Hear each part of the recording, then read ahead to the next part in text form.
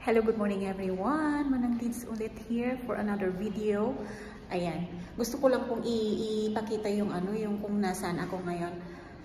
Nasa TESDA ako, TESDA Baguio kasi last day na namin ito for for bread and pastry production. Nag-try akong mag-join ng baking training kasi gusto kong magka-NC2. So, guys, bakit ko sinasabi to? Bakit ko ini-include ito? Gusto kong isali ito sa LGD Referral Services, although free naman siya. Gusto ko lang i-inform ang lahat na ang TESDA ay nagbibigay ng free training with allowance pa.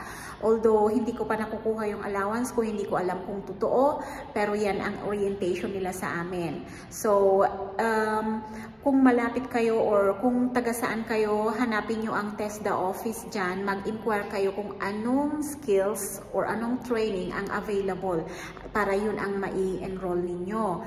Libre po ito guys ha. So, bakit ko isinasama ito? Hindi lang po tayo sa annulment at saka Islam divorce things. Gusto ko rin pong magbahagi ng yung mga nai-experience ko na pwedeng mapakinabangan natin kasi nga syempre sa hirap ng buhay ngayon, kailangan din natin ng kahit anong mga information kung ano yung mga mapapakinabangan natin from the government. Ayan, so sinasabi ko na libre po ang training kahit sa ang TESDA office ang alam ko. Dito sa Baguio City, itong building na to, building ito ng seaside. Ito yung school na training center pala na under ng TESDA. So, seaside ang tawag doon. So, last day na namin ngayon sa bread and pastry production. Kaya napapansin nyo, lately, may mga ina-upload ako sa reels na mga breads, cakes, ganon. So, yan guys, gusto ko lang i-share yung nalaman ko na merong free training ang TESDA, may allowance pa.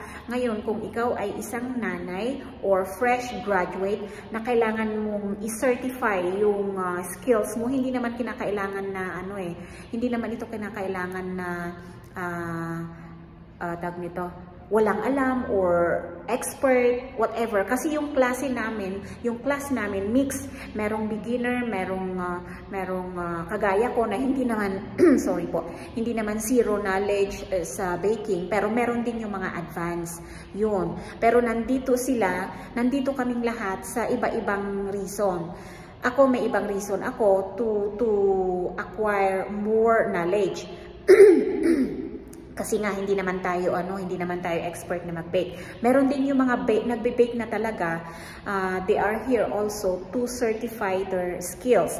Kasi siguro may naririnig ako, may nag-a-apply Canada, may gustong maging trainer, ganon. So siguro guys, dito rin ako nagka-idea na meron palang training na kung gusto mong maging trainer, meron din pala, libre din yon, may allowance din yon. So nag-iisip ako kung mag-e-enroll ako na na maging trainer o hindi ko alam kasi syempre sa dami ng ginagawa ko, mas lalo ko nang hindi ko na kayo mare-replyan. Pero yung goal ko muna ngayon is nag-additional ako, may natutunan akong iba pa bukod dun sa mga ginagawa ko sa food processing ko o sa food products ko. And then yun nga, kapag nagka-NC2 na tayo, certified na rin po yung nalalaman natin na about breads, o di ba? Ayan. Syempre hindi tayo magi-stop sa training lang.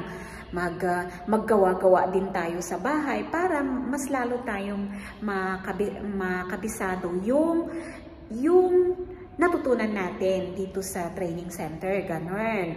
Tapos, pagkapirahan na natin, yun ang purpose ko. Pero yun nga, nabanggit ko kanina na nalaman ko dito, sa trainer namin, dito, na meron palang training din kung gusto mong maging trainer.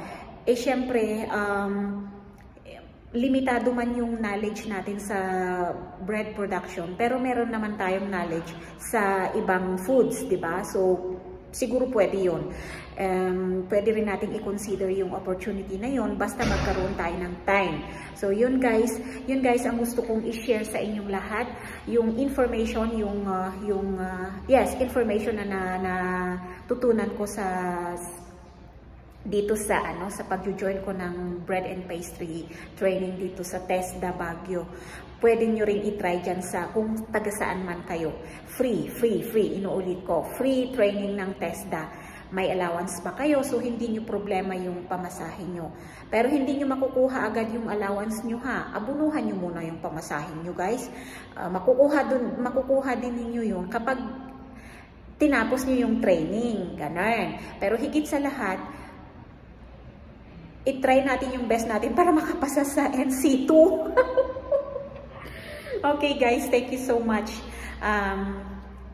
Yun, nahaluan na naman yung mga content natin. So, sinasabi ko nga, lahat ng pwede kong i-share sa inyo guys, hindi lang tungkol sa annulment na yan, Islam divorce na yan. Marami pa. Just like yung paano humingi ng financial assistance sa DSWD. O ayan, dumadami na rin yung nag-i-inquire sa akin about doon.